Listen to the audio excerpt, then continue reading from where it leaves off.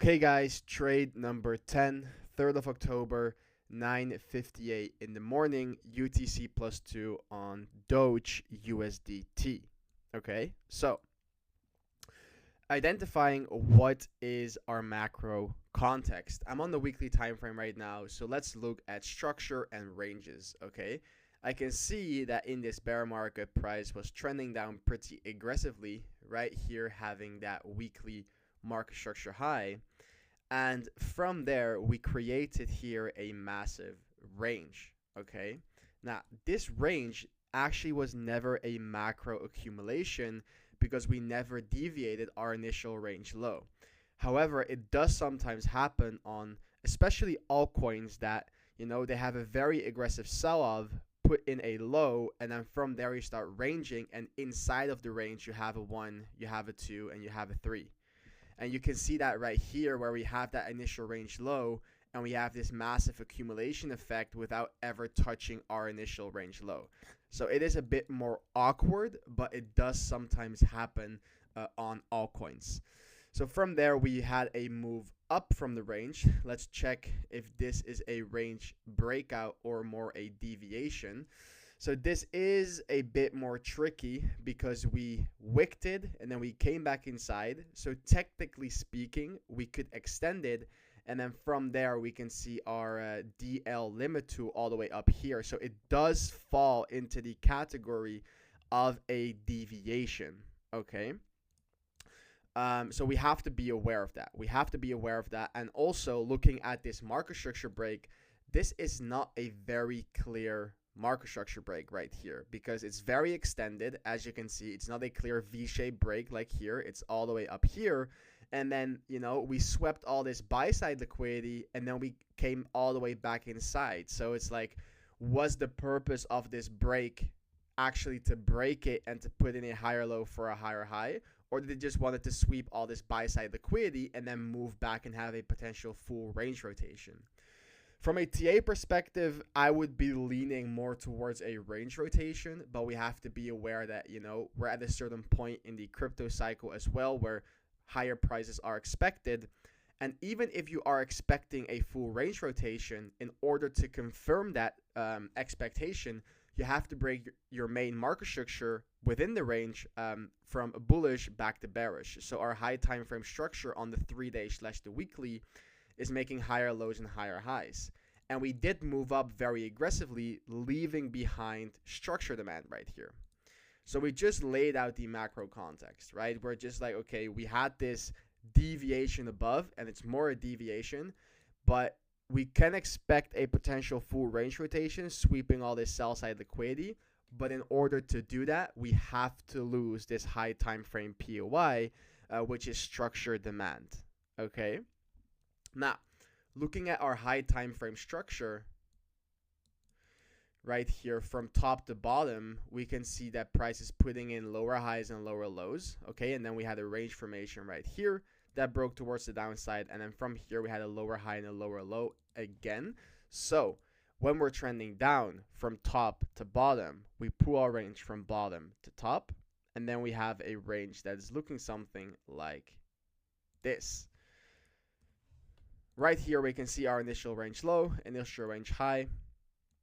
Let me move that. And then right here, we got that deviation of our range low, indicating a potential sign of an accumulation in that POI that is crucial for price to bounce if we do not want to have that full range rotation all the way back down to 0.049-ish. Okay. So checking after we put in that deviation of, hey, where are our POIs for a potential third tap from an accumulation perspective, right? So we're going to check, hey, where is that first high time frame market structure pool or, that extreme demand POI? So going on the 6 hour right here, we can see that pulling our structure from bottom to top of that first deviation, we have a high and we have a higher low for a higher high, making this right here our extreme liquidity POI. Now, right below that extreme liquidity POI on the same time frame, we actually also have extreme demand in the formation of this 6 hour order block, where you can clearly see this sell candle followed by a buy candle, leaving that inefficiency. So it is a valid order block. And then you can immediately see that right here, we got that third tap, which is a valid third tap. And then we broke structure back to bullish. So we know now that from our macro context, this is not a convincing break, but it's more of a deviation. However, in order to have a full range rotation, we need to lose this structure demand. But on the high time frame, we do have a confirmed accumulation. So that's the layout that I have on the chart when I'm also trading the lower time frames, okay? Because then identifying POYs on the mid time frame here within the range, we can see that this was basically a macro structure supply POI. Probably if I go on the higher time frame, you can see price pulling back up before having that aggressive expansion towards the downside, not particularly leaving a good inefficiency, but at least some inefficiency. You can see right here, it's a tiny inefficiency. Here it got mitigated ever so slightly, but the reason why I would still use it, as explained in the lectures, is it's the only supply that there is. It's the only supply, proper supply, before taking our range high, because within the supply zone, we have nothing but liquidity, okay? So that's why I would still have it on my chart, and we see that we actually got the reaction away from it. Now, to see where we actually rejected from, you can just scan through the time frames and see probably from this most local push up, this most local buy to sell right here is kind of that area that you ended up actually rejecting from. Now, checking our structure, that it's pretty important that we maintain this upward structure from bottom to top of this third tap. So we got a high, higher low, higher high, higher low, and a higher high, making this your high time frame market structure low from bottom to top. So preferably, let's make that an X because it's more of an SFP. Preferably, we want to keep and maintain this upward structure pool if we want this accumulation to keep on playing out, because we do have a pretty aggressive buy to sell going on right here. So again, the macro context, we're not sure if there's a deviation or a break, but it's looking more like a deviation. But in order to confirm a full range rotation down, you need to lose this area that we're currently bouncing from. And on the high time frame, we have a confirmed model 2 accumulation. We just rejected from extreme supply, and now we're SFPing our high time frame market structure low from bottom to top in this most recent range rotation, and preferably we want to maintain that. So zooming in on the mid time frame and lower time frames, we can also check, hey, was there a reason why price is moving down so aggressively? Because I can see a lot of sell side liquidity right here, where you have all these lows building up, especially here, all these lows building up, which is something that price could come back for. But also, just scanning through the time frames, I can see right here this little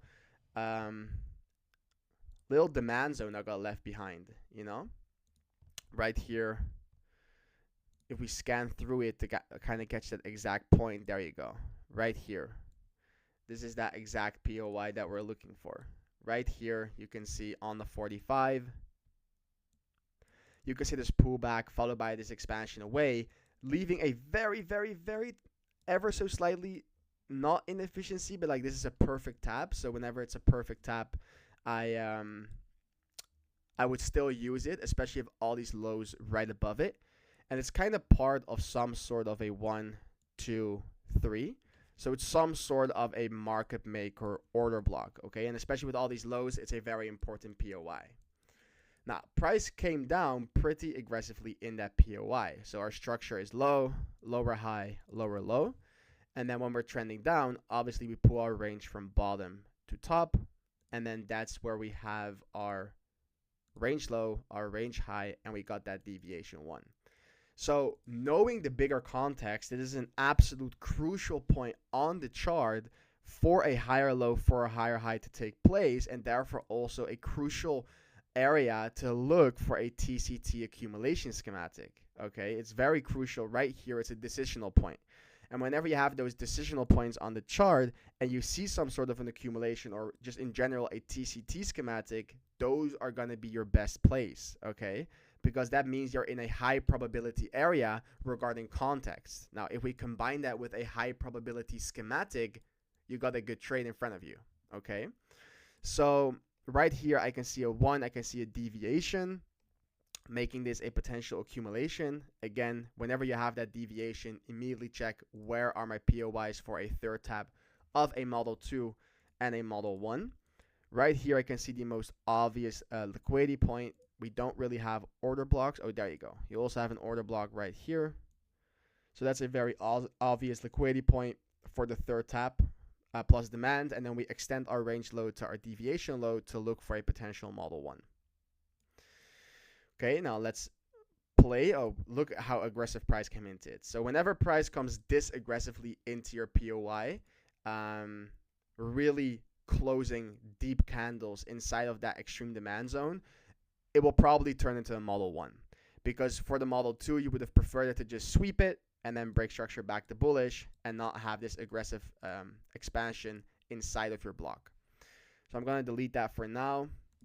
Let's go on the lower time frame, see what's actually going on, and then we deviate that low. So yeah, right now we got a very aggressive expansion towards the downside, taking that low again, but that doesn't mean that our schematic is invalidated. It just means it's not going to be a model 2, but we can still look for that model 1. Now let's identify structure from top to bottom, because we know in order to confirm this model 1, we have to break structure from our highest point between tab 2 and tab 3 down towards our third tab low. Now, for the structure break itself, we just want the most local structure that is back inside the original range values, meaning this black horizontal line is your range low at the moment. So if we have a break that's above that range low, those are the nice plays. So zooming in structure right here, we can see that we have a low, lower high, lower, low, lower high, lower low, lower high, lower low, making this your 2-minute market structure high, which is already enough. Okay, this is already enough. If I go on the 5-minute, you will see that this is a 5-minute high, which is also important. You need to break both, but you can already find an entry on the 2-minute high and then take it towards that 5-minute high and see what happens from there, applying the domino effect taught in the lectures. Okay, so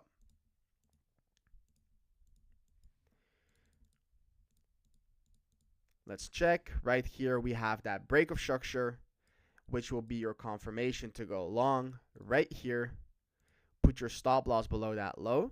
Now, let's check the schematic itself from a high probability standpoint. Is this a high probability TCT schematic? Now, we can see where is our volume profile.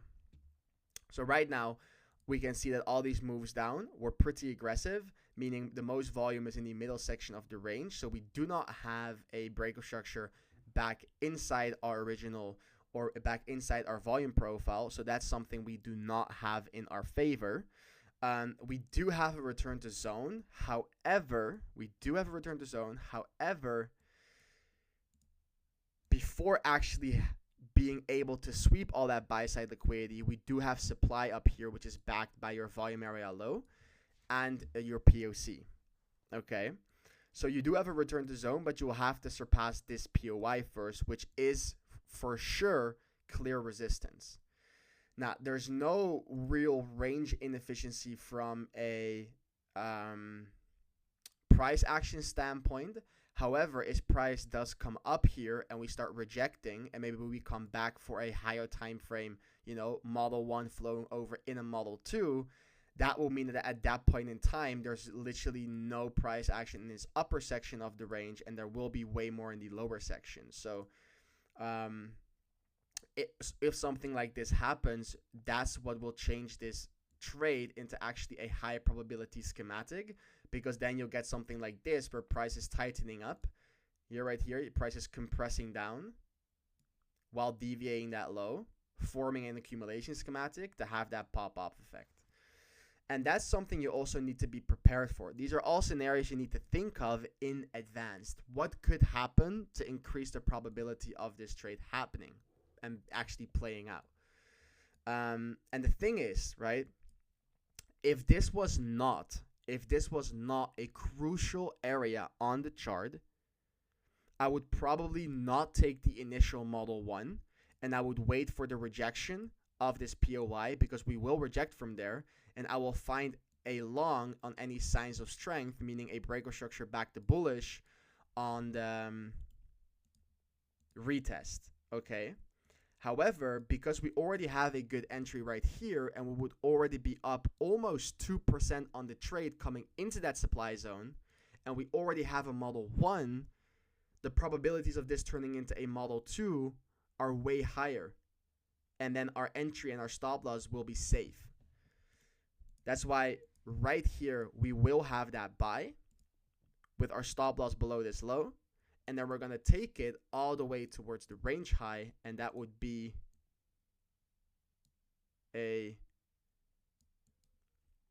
let's get that perfect entry. That would be a 5.3 risk to reward, which is absolutely amazing. So we're going to check how this developed. We can see we got the 2-minute break, and then we got the 5-minute break. So that is absolutely safe. Then we got the very easy move up because there was nothing to hold price down. And now we're rejecting. Now we're rejecting from an area that where we got where we expected the rejection from. And now it's important to identify what is going on. So we got the rejection where we expected the rejection, and on this move up on our entry, we actually left behind structure demand, which would be your extreme demand. So right here, this is the ideal place for price to put in that LPS, that higher low, that model 1 flowing over into some sort of a model 2. Now if we come back up, breaking structure back to bullish, which would be right here, following this downwards market structure pull, that will confirm a higher low for a higher high, and now the supply is not in your way anymore. And as you can see right here, oh, we actually went a bit lower. Let's see. So what price actually did is we actually ended up forming a range right here. We ended up forming a range, and we have the 1, and we have the 2, and right here you have the 3. However, there was no confirmation right here from a structure perspective to confirm this model 2, but it actually ended up forming and turning into a local model 2 inside of the bigger Wyckoff. So at this point in time, price is actually doing what we said in the beginning. It's compressing down, spending way more time in the discount section, leaving a massive gap up here while already having a confirmed accumulation, okay? And now we actually also have the return to zone. So now you have a range inefficiency, okay, with a return to zone. So this trade just now turned into a high probability schematic. So if we got a confirmation of this local model 2, you can actually re-enter and trill your stop loss towards that local low, and then add that extra 1% risk, because we want to have this trade with a 2% risk, since it now just turned into a high probability schematic. And from there, price, it's Thursday night, and price actually moved up pretty aggressively from that POI, I think. Let's go to the 10-minute.